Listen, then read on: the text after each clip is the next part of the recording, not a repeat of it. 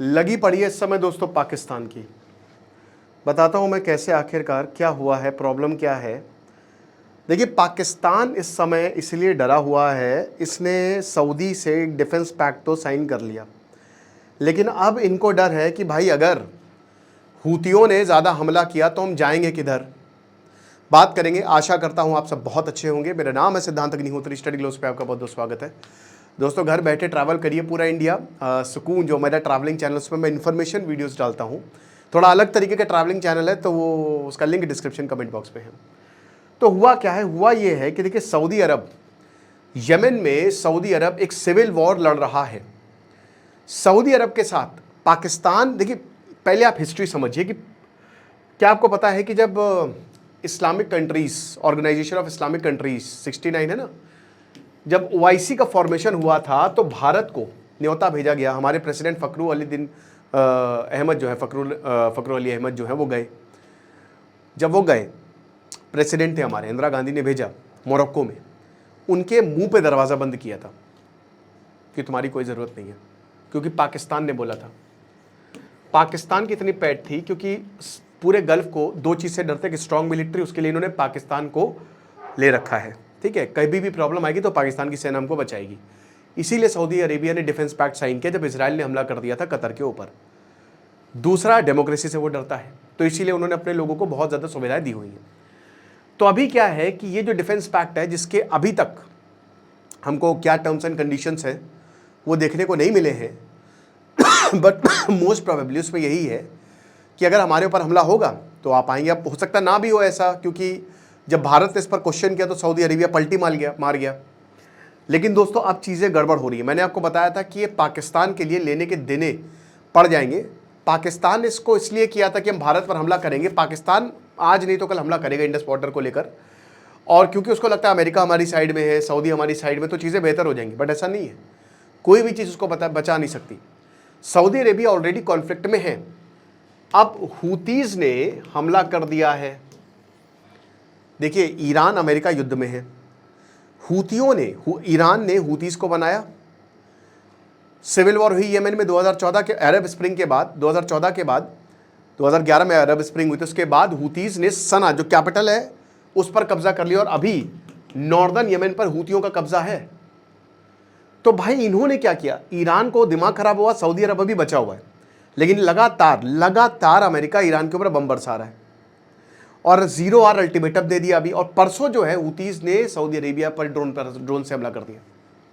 ठीक है, जो हूती बैक्ड रिबल्स हैं उन्होंने सऊदी अरेबिया पर ड्रोन से हमला कर दिया।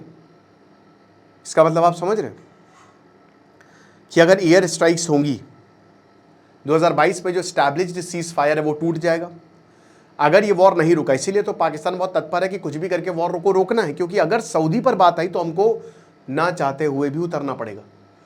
और आप किसके खिलाफ उतरोगे? ईरान के खिलाफ उतरोगे। ईरान के खिलाफ कौन है? इजराइल, यानी कि इनडायरेक्टली आप इजराइल और अमेरिका को सपोर्ट करोगे। अभी दोस्तों आपको पता है क्या हुआ था ना, ईरान को लेकर जो 20% शिया पॉपुलेशन है पाकिस्तान में, हिंसक झड़प हो गई थी। तो परेशान हो जाएगा पाकिस्तान, वो फंसा हुआ है। अंसारुल्लाह हूतीस को बोला जाता था, 2014 में उन्होंने पूरे यमन को कैप्चर किया, मतलब आधे यमन को कैप्चर किया, और हालात फिर ख़राब हुए, बहुत ज़्यादा ख़राब हुए। अभी आधा यमन जो है वो हूतीस के कंट्रोल में है। तो सबसे बड़ी बात, सऊदी और पाकिस्तान ने एक दूसरे के साथ डिफेंस पैक्ट साइन किया है। सऊदी अरब ने $8 बिलियन किसने दिए पाकिस्तान को? सऊदी ने दिए। पैसा देता है, रेंट करता है उनकी आर्मी को। क्लोजेस्ट एलाई पाकिस्तान उसको अपना मानता है। डेकेड्स सऊदी ने, भाई देखो, पाकिस्तान ने बोला कि हमारा न्यूक्लियर बम सुन्नी बम है, कोई भी देश इसको यूज कर सकता है। तो आज से नहीं, मतलब जब से पाकिस्तान बना है तब से सऊदी ने सपोर्ट किया है। आज जब सऊदी को सपोर्ट की जरूरत है तो फिर पाकिस्तान को आना पड़ेगा, पाकिस्तान को बिल्कुल आना पड़ेगा, वरना ये इन्वेस्टमेंट रुक जाएगी। ईरान पाकिस्तान का नेबर है। अब वैसे तो ये रिपोर्ट्स में बार बार अमेरिका के डोनाल्ड ट्रंप हो गया, सबको चेताया गया है कि भाई देखो, आसिम मुनीर के जो ईरान की टॉप लीडरशिप है उसके साथ बहुत अच्छे संबंध हैं। आपको लग रहा है कि वो ईरान के खिलाफ है, बट वो चूरन दे रहा है आपको। वो खिलाफ नहीं है, वो साथ में है। पाकिस्तान ईरान साथ में काम कर रहे हैं, आपके खिलाफ काम कर रहे हैं, आपको नहीं पता है। डबल गेम खेल रहा है पाकिस्तान। लेकिन सऊदी प्रेशर डालेगा कि हमको उससे कोई मतलब नहीं है, क्योंकि ईरान की तरफ से हमला हो रहा है, आप देखो, कुछ करो और रोको। तो Pakistan is trapped between Saudi Arabia और ईरान। सऊदी अरेबिया बोलेगा या हम तो को चुन लो या ईरान को चुन लो, इन दोनों में से किसी को चुनना है आपको, फैसला आपका है।